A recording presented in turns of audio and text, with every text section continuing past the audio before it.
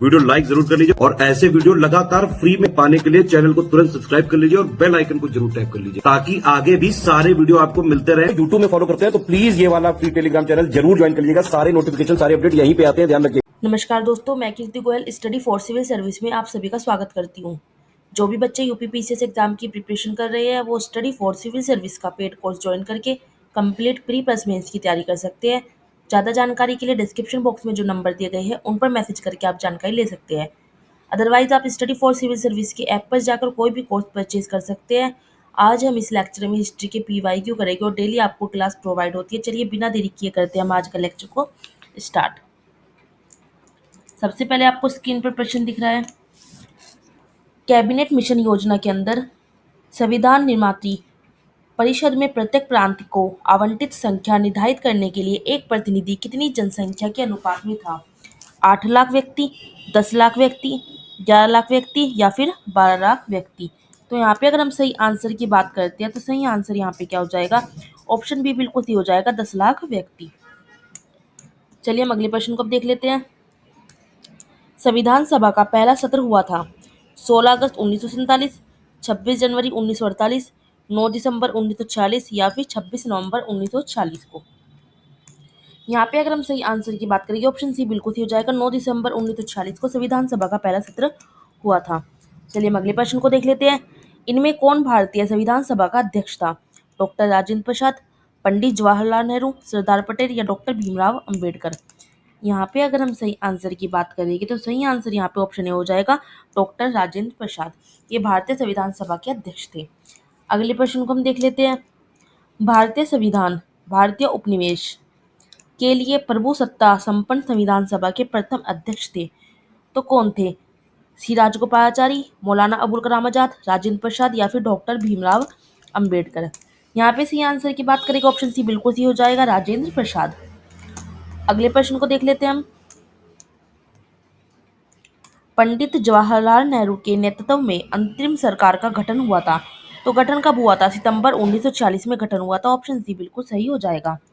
अगले प्रश्न को हम देख लेते हैं। अंतरिम सरकार 1940 में रेल मंत्रालय का कार्य कौन देखता था? तो रेल मंत्रालय का कार्य जो था वो आसफ अली देखते थे। ऑप्शन सी यहाँ पर बिल्कुल सही हो जाता है। चलिए हम अगले प्रश्न को देख लेते हैं। निम्नलिखित में से कौन नेहरू के अंतरिम सरकार 1940 का वित्त मंत्री था? फजलुल हक, खिज हयात खान, लियाकत अली खान या फिर गजनफर अली खान। यहाँ पे अगर हम सही आंसर की बात करेंगे, सही आंसर यहाँ पे क्या हो जाता है? ऑप्शन सी हो जाता है, लियाकत अली खान। चलिए अगले प्रश्न को देख लेते हैं। निम्नलिखित में से कौन अंतरिम सरकार का सदस्य नहीं था? जवाहरलाल नेहरू, बलदेव सिंह, अली जहीर या फिर डॉक्टर भीमराव अंबेडकर। यहाँ पे अगर हम सही आंसर की बात करेंगे, सही आंसर यहाँ पे क्या हो जाएगा? ऑप्शन डी हो जाएगा, डॉक्टर भीमराव अंबेडकर जी अंतरिम सरकार के सदस्य नहीं थे। चलिए अगले प्रश्न को देख लेते हैं। निम्नलिखित में से कौन 2 सितंबर 1946 को गठित अंतिम सरकार में मंत्री नहीं थे? तो अबुल कलाम आजाद जो थे ये मंत्री वहां पर नहीं थे। चलिए हम अगले प्रश्न को देख लेते हैं।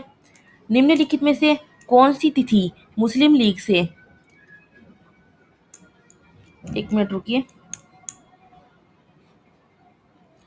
कौन सी तिथि मुस्लिम लीग से सीधी कार्यवाही दिवस हेतु सुनिश्चित की गई थी?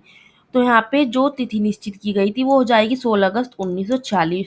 ऑप्शन डी बिल्कुल सही यहाँ पर हो जाता है। चलिए अगले प्रश्न को देखते हैं। जब भारत को स्वतंत्रता प्राप्त हुई, यूके में निम्न में से किसे एक पार्टी की सत्ता प्राप्त थी? तो यहाँ पे अगर हम बात करेंगे ऑप्शन बी बिल्कुल सही हो जाएगा, लेबर पार्टी को जो है सत्ता प्राप्त थी। चलिए हम अगले प्रश्न को अब देख लेते हैं।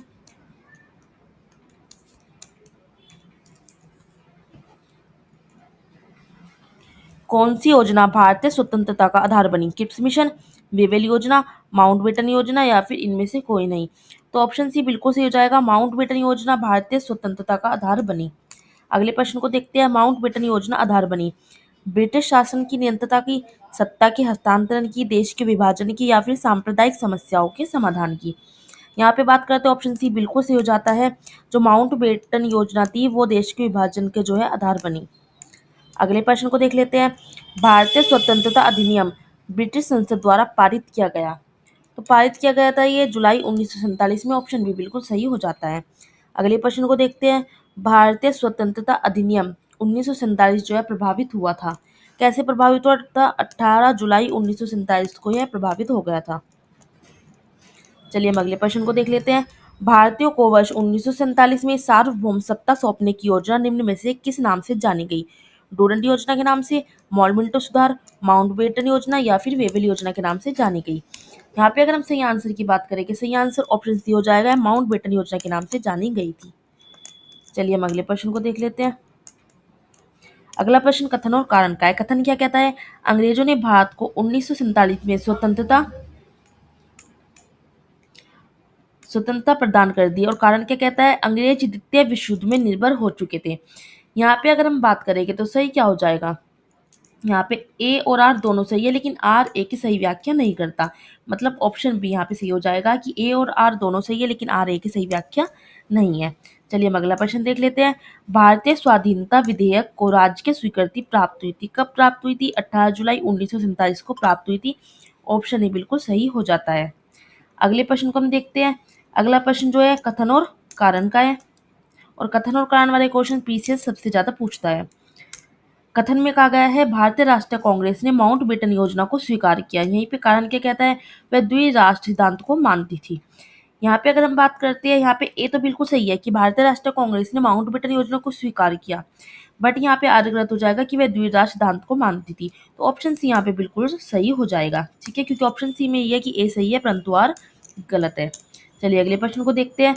भारत विभाजन के संदर्भ में 1947 में नियुक्त सीमा आयोग की अध्यक्षता किसने की? तो अध्यक्षता किसने की? लैड क्लिफ ने की। ऑप्शन बी बिल्कुल सही हो जाता है। चलिए अगले प्रश्न को देख लेते हैं। 14 जून 1947 को कांग्रेस के दिल्ली अधिवेशन में भारत के विभाजन का प्रस्ताव स्वीकृत हुआ। इस अधिवेशन के अध्यक्ष कौन थे? राजेंद्र प्रसाद, सरदार वल्लभ भाई पटेल, आचार्य जेबी कृपलानी या फिर जवाहरलाल नेहरू? यहाँ पे अगर हम सही आंसर की बात करते हैं, ऑप्शन सी बिल्कुल सही हो जाएगा। आचार्य जेबी कृपलानी जो थे इस अधिवेशन के अध्यक्ष थे। अगले प्रश्न को देखते हैं। नई दिल्ली में 1947 में आयोजित अखिल भारतीय कांग्रेस समिति की बैठक में निम्नलिखित में से किसने विभाजन के प्रस्ताव को जो है समर्थन किया था? तो किसने किया था? अबुल कलाम आजाद जी ने किया था। ऑप्शन डी बिल्कुल सही हो जाएगा। चलिए हम अगले प्रश्न को देख लेते हैं। निम्नलिखित में से किसने 1947 के कांग्रेस कमेटी की बैठक द्वारा विभाजन के प्रस्ताव के पारित होने को राष्ट्रवाद का संप्रदायवाद के पक्ष में समर्पण के रूप में लिया था? तो किसने लिया था? ऑप्शन ए डॉक्टर किचलू ने लिया था। चलिए हम बात करते हैं अब अगले प्रश्न की। अखिल भारतीय कांग्रेस कमेटी के 14 जून 1947 को संपन्न हुई बैठक में भारत विभाजन के विपक्ष में किसने मतदान किया था? तो किसने किया था? खान अब्दुल गफ्फार खान ने। तो ऑप्शन बी बिल्कुल सही हो जाता है। अगले प्रश्न को देखते हैं। 14 या 15 अगस्त 1947 की मध्य रात्रि केंद्रीय असेंबली में इकबाल का गीत हिंदुस्तान हमारा तथा जन मन गण किसने गाया? तो किसने गाया था? एम.एस. सुब्बुलक्ष्मी ने गाया था। तो ऑप्शन डी बिल्कुल यहाँ पे सही हो जाता है। चलिए हम बात करते हैं अगले प्रश्न की।